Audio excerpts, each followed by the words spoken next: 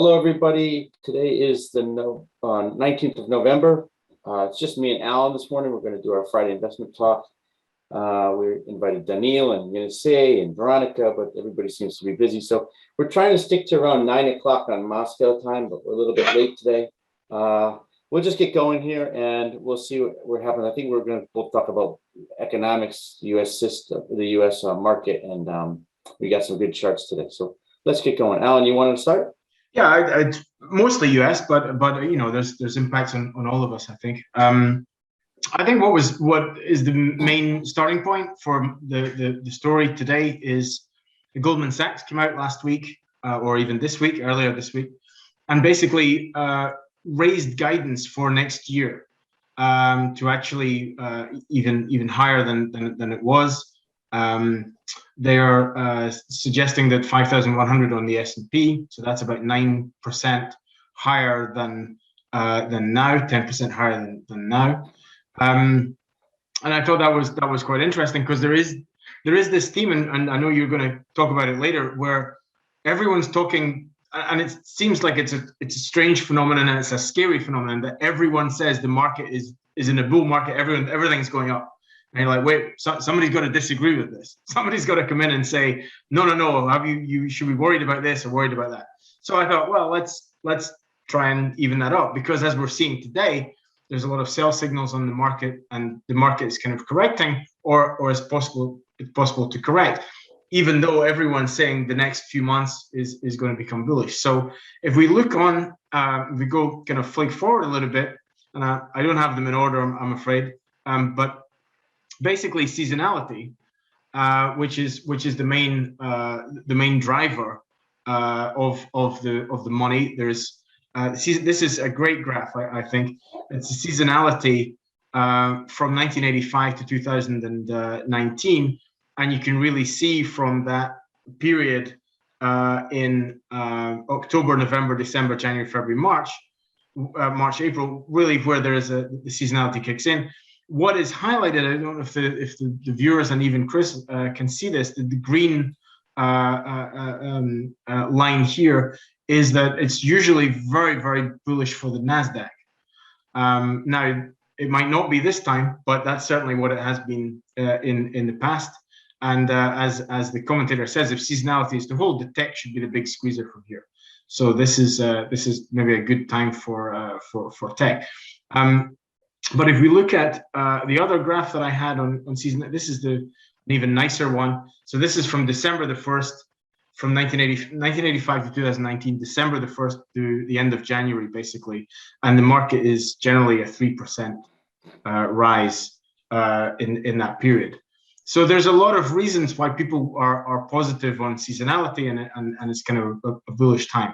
And here again, you know, you see millions of dollars going into the equity markets by weeks, and you'll see that basically going back to October into November, into this is last full week, you'll see there's a huge money inflow into equity markets compared to previous weeks. But you know, if you go back to the 13th of October, it was a huge equity inflow. And as the commentator says, the valuation doesn't matter. The whole market is driven by momentum or money inflows. But what I thought was interesting on that, and if I can just find the right graph, that there is a kind of, here you can actually see that it's turned around a little bit. So there has been a spike of inflows over it's a 4-week moving average, and it's just dropping off now. So is that because there's enough cash in the market, or people are seeing that it's overheated and they're just taking a break? Who knows? But that's an interesting part to it.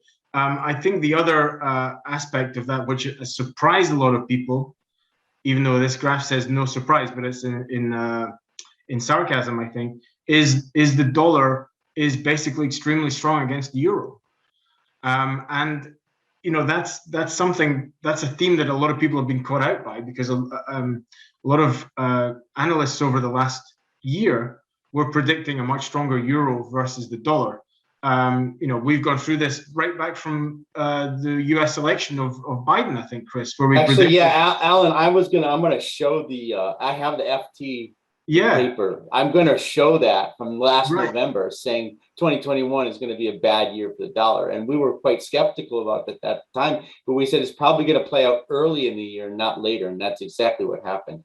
We have dollar strength, actually. There's focus on interest rates. Huge dollar strength. Yeah, huge dollar strength. So, yeah. I mean, and you're seeing that. I mean, you're seeing that not so much against the ruble, let's say, because the ruble works in its own way with there's an oil price. Right. Highly correlated to oil. Well, gas, I think it is still highly correlated. It used to be completely correlated. Now it's slightly less completely correlated, but it's still in the 90s. It's still at 90%. That's all relative. But yeah, the euro has weakened quite a bit, and actually maybe it's not a bad time to buy some euros, but you have to find places to invest in euros. That's the difficult part. You can't keep it in cash. They'll charge you for having cash. So. And obviously, the other interesting bit is not just the euros. Let's say, I thought I come on to this slide at the end. It's inflation and gold actually. So we've got a great graph here, which I just flicked past. This is, I have to try and figure out what I was trying to say here, but basically you have a huge spike in CPI. This is basically your inflation. The red line, the red line. Just focus on the red line. That's the US one, and that's the euro one. Yeah. But you're still seeing, in a similar uptrend, the euro CPI is less pronounced, and the euro index in equities is less pronounced.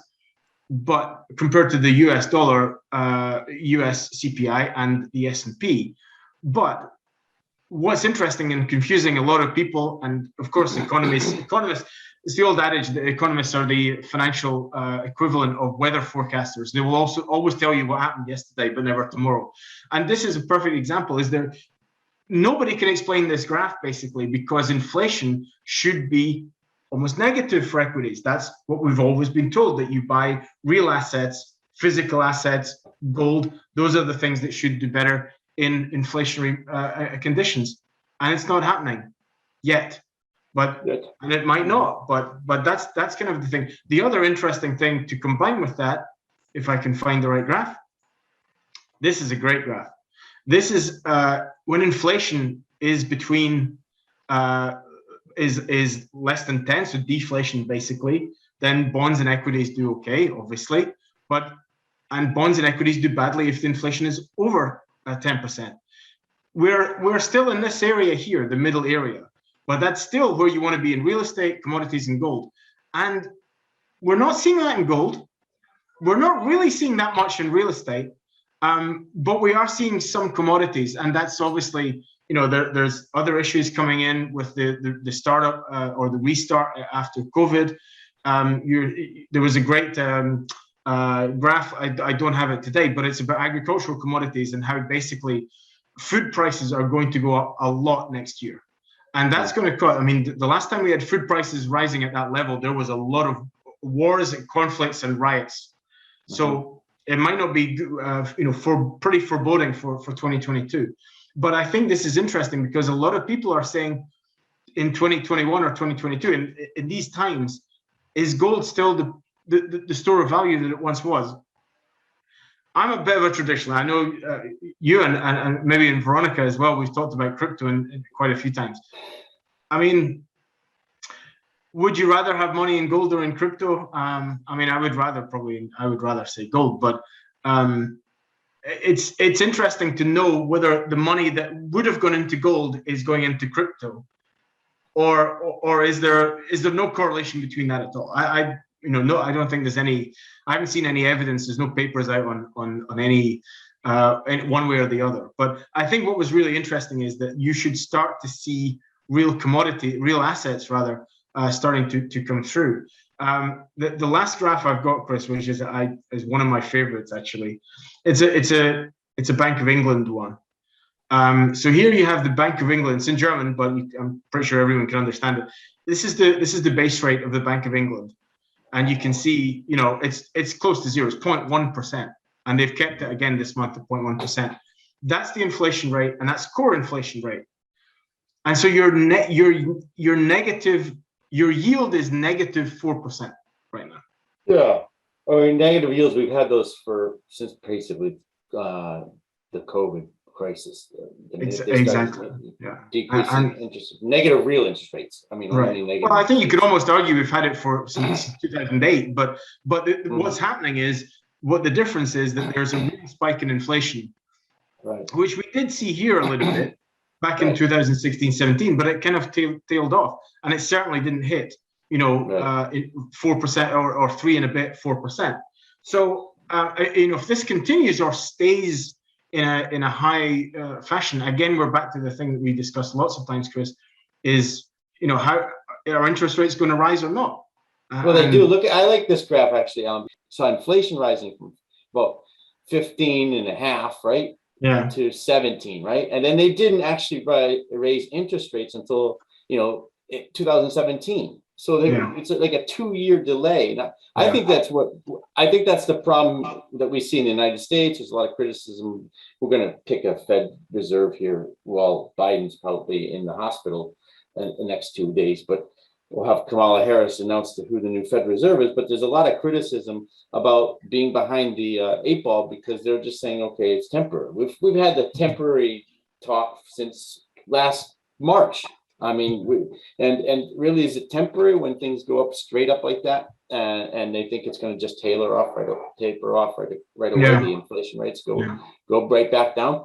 Well, it does. I'll tell you what happens. It does if people run out of money and stop buying things. So that's usually. Well, that was. I think that was the. You may be listening to the same. The Nasdaq.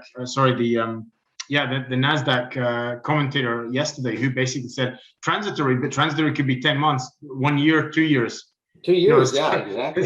Transitory doesn't mean it's over in a couple of months. Right, and we keep hearing it's transitory. It'll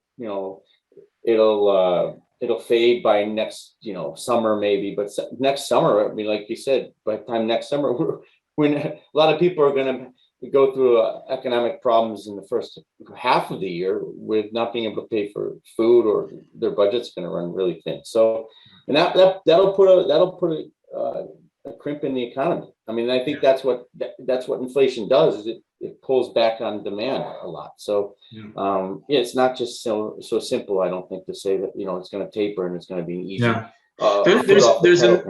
There's another very interesting angle to this last 2 years or thereabouts, Chris, and it can be partly explained by what was trying to happen over the last 10 years. And it started to happen, as you rightly said, in 2016-17, because this is I remember Bank of England, that what they're trying to do is to get the inflation rate above that orange line. Since 2008, they've been trying to reinflate. I mean, They have been trying to get above 2%. And one of the main reasons for the reinflate, or one of the main reasons that they want to reinflate, is, as one person put it this week, this is bad news for debtors. Who are this is bad news for debtors, but who are the biggest debtors? The governments.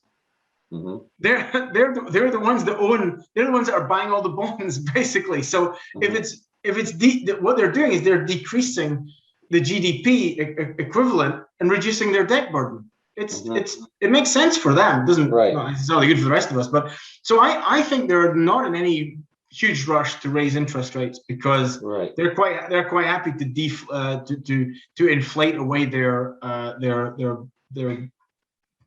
obligations, basically. Right. And with the dollar strength, there's no pressure on them whatsoever. At least no pressure on the United States. To do anything but hope for higher inflation right now. So, okay, I got a lot of stuff. Can I take the screen now? And I got a lot of stuff over, and I want to highlight a couple things here. First of all, we'll go back and we'll talk about, before we move to cryptos, we'll move to this Financial Times article. I said the vaccine arrival is expected to trigger a dollar slump in 2021. What was the date for that article, Chris? November 18th, 2020. I mean, come on, like a year ago, right? Exactly a year ago. Yeah, and I remember talking about this specifically. We talked about this and how there's going to be, Citibank was the big strategist that came out and said we're going to expect, I think that they expected a 20% decline in it. And they showed this nice chart. And I said, well, look, it's actually already happening. So Yeah. they're just kind of saying it's going to continue. And really, it never did. It did for the first 2 months, I think, of 2021. But right now we're totally in a different situation. So interesting to go back to that. You mentioned coronavirus and the reopening of things. There's been an uptick, and I don't know if you follow this, Alan, but there's definitely been an uptick. I do. In the United States in coronavirus infection. So there's hope now with pills to be taken, and there's hope with new medications and boosters. But the reality is, there's a couple hot spots in there colored in the red or the worse. And we're looking at pretty much Europe, actually. Yeah, Europe and the U.S. and really that's kind of it's not going away in any sense. It's just kind of goes down a bit, and then it looks like it's going to take off again. I mean, the biggest deaths. The biggest change is obviously that's infections versus deaths. And there was a huge difference to that last peak, which I think you've got there. I can't quite read it, but October to February. The first peak that was a death peak, right? Those were scary. Yeah. So, but it doesn't. Still, there's a lot of people that don't want to get the disease. They're afraid to travel, especially the older folks with more money. They hold the wealth of the wealth of the nations. So that's going to hinder some of this stuff, this reopening, although there's huge bets being placed today, even in Hyatt and some of these hotels. We saw a lot of interest in the airlines recently. So people are hoping for reopening. I can bring up those charts real quick, kind of interesting to see also. The throughput for the TSA checkpoints, so as you go through an airport in the United States, they count the number of people. 2019, November 2019, 2.4 million people a day, and we're at 2 million. So this has come back a lot. I mean, look, it's up double of what it was last year. So it's come back a lot. I think a lot of people are going to be traveling over the holidays. They're going to be traveling starting next week for Thanksgiving. So we're going to see a lot of travel. And I think we're about 20% down, but that's still way off the lows. I mean, when we were like 80-90% down. So way off the lows of where we were. So there is a lot more activity in opening, but we have to be conscientious that it's not going back, I would say, to full employment and full speed. And that's one of the things I want to bring up next is you look at this job opening numbers, and we see, I don't know if you follow this or if it hits the news in Europe, but you definitely see in the United States where we just can't fill job posts, right? Positions. So there's been research. I read research yesterday from Bank of America, quite interesting, and I don't have it up, but it's basically women that won't go back to the labor force because even though they have 9% of the U.S. labor force has kids under 6 in the United States, and they estimate, or these economists and social scientists estimate that only half of those went back to work because they're afraid of their kids getting sick, or they want to make sure that they're treated right at school now. It's difficulties in putting kids back in school. So there's a lot of social change that happened, and you see this. I don't know if you can see this red bar here is the job openings. It's just incredible. This was September's numbers, but just way up, from last year, and they really can't fill a lot of these service sector jobs.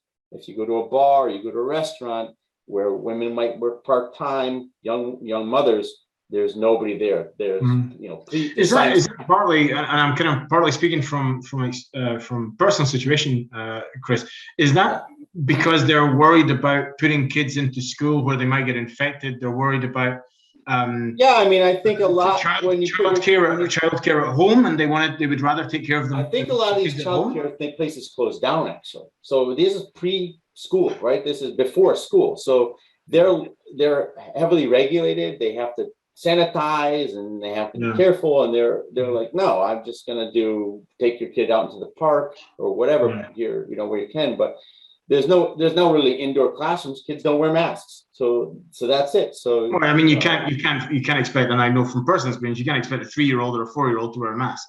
They're not going to wear a mask. And I don't think the parents really want that risk of, hey, I'm going to get my kid who might not suffer from it, but at the same time, we can all get contracted, and then we go for holidays this year, and we end up, basically getting grandma and grandpa very sick, maybe fatally so. So it's a scary thing for a lot of parents. We'll see how it goes after the new year, but right now I don't think there's going to be an uptick until the end of the year in the job or the employment situation in the United States. I'm going to talk about that in a minute. We're going to close some of these stuff down. I opened a lot of old papers and old stuff. I want to talk about, you mentioned sentiment. We did talk about sentiment. So last Thursday, not this Thursday or Wednesday, but last Wednesday or Thursday, extremely bullish sentiment in the market, extremely bullish. And when we get extremely bullish sentiment like this is usually a contrarian indicator for the market. So we may have seen a peak kind of in bullishness last week, and when that's basically when people are extremely bullish about the market, that's usually the top. So I'm going to show you some sell signals, some that are occurring now, and just how the markets perform. We'll talk about that in a minute, but just keep in mind when you see these large bullish kind of, drastic increases in market bullishness, it's kind of a contrarian indicator. Well, it also is correlated to inflows. Yeah, well, that's just sentiment of actual. These aren't even institutional investments. Those are just actual, what do you call it? Retail clients, retail investors. So quite bullishness. Now let's just go through some of these indicators and just show some things. So first of all, I want to talk about what is working in the market. What's working in the market is what's been working in the market for a long time, and that is energy and commodities. You talked about that. In terms of fixed income, it's high yield and convertible bonds, preferreds, and basically there is some change here there's been an increase in the positivity in the small cap and mid cap growth that we saw, and we mentioned that. But the large cap value is what's taking a beating now. There's not a lot of interest in some of these because they've run up so much. So it's hard to find value in anything anymore. So that's kind of where the market is right now. We still see U.S. domestic equities as far better than international equities, and better than bonds and cash. So just going through, I want to bring up, I think the most important thing I can bring up right now is, first of all, like you said, Goldman Sachs has got a 5,100. Well, Piper Sandler's got a 5,150 target for the end of the year. And let's see here. I'm going to bring up the sell signals now from, I don't know if it's going to make it because I don't know if the market's going to make it to those levels because we do have some sell signals coming up. And Macmillan states, look, we're in this period now where the market's kind of overrun itself. In other words, it's outperforming the S&P and the NDX are outperforming. Those are the big cap names we talked about, and whereas the small caps have dropped off again last week, and I'll show those charts in a second. But during those types of periods, you usually get a focus and concentration in the market into only certain big stock names: Apple, Amazon, Tesla. You can name, we all know those names, right? And so we had a classic sell signal where the index came in above, was trading way above its 4 standard deviation expected implied volatility move. So you can see all this. I don't know if you can really see it, but all this here was above this level, and now it's come back below. And when it falls back below its 3 standard deviation move, that's a sell signal, and it should come back all the way down to here, about the 4,500 level. So that's kind of where we're expecting a move back down to 4,500 level, which is a pretty decent size move right now in the market. It's about 6%. So the equity put call ratios rolled over to sell signals just this week. There's been bad breath. There's been bad breath in the market. So we saw a lot of days where it was like 80% down in the market. So 80% of stocks were trading negative. And that was pretty much all last week and this week, especially this week, even today. The historical, well, here's an talk about a lot is this: there's a 20-day historical volatility. In other words, it's actually volatility of the S&P looking back 20 days. And we look at that and we say, okay, that's at a level of about 7% historically of where it trades. So extremely, extremely low levels of volatility historically right now. And those usually, when it increases and goes above 11, that's a pretty big major sell signal. So how can we get all these sales signals and these potentially bad indicators and still be in this bullish period? Well, the bullish period, like you said, Alan, reflected in maybe the NASDAQ stock right now for sure, and some of these stocks that are related to commodities, because commodity prices are staying rather strong. So we see certain sectors of the market growing. I want to bring up real quick. Let me bring up real quick our charting, and we can look at. Well, before we look at, we'll look at Micron. That was just a good opportunity to buy this week. But so some of the chip sectors came back. But if we'll look at the Dow. I can bring it up. So the Dow, no one watches the Dow, right?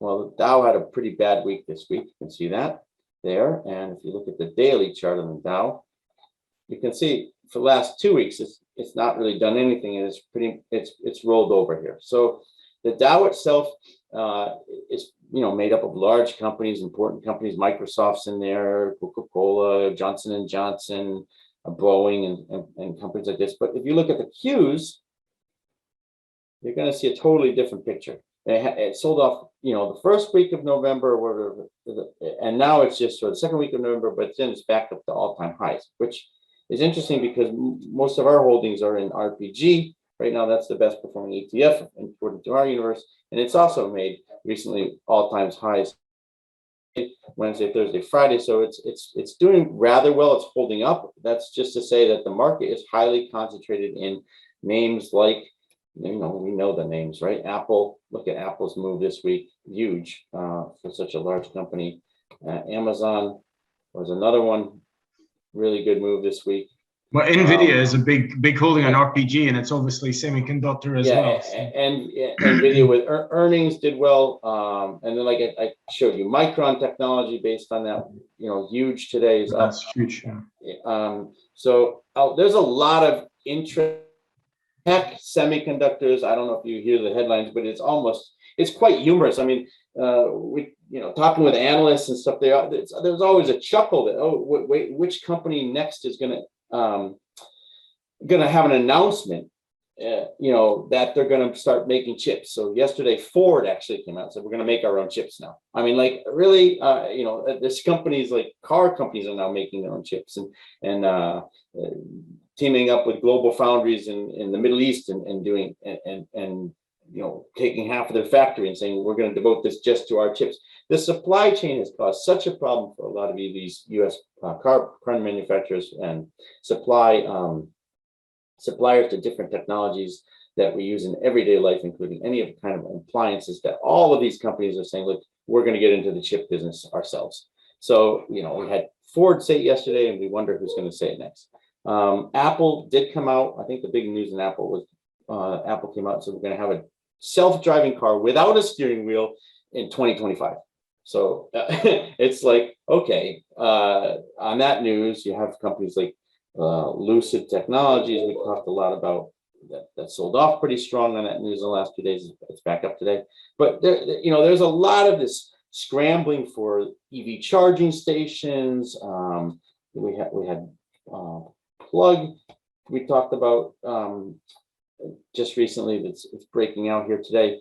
But there's Blink, and there's all these charging station companies that are gonna supply charging stations to electric vehicles. Look at this move. I mean, this was what, since 1st of November, it's at 30, now it's at 45, 50% movement. This is just a company that provides charging stations. And as this infrastructure bill gets passed and the money is going towards electrifying everything, these companies are really, really on board with it and taking advantage of that.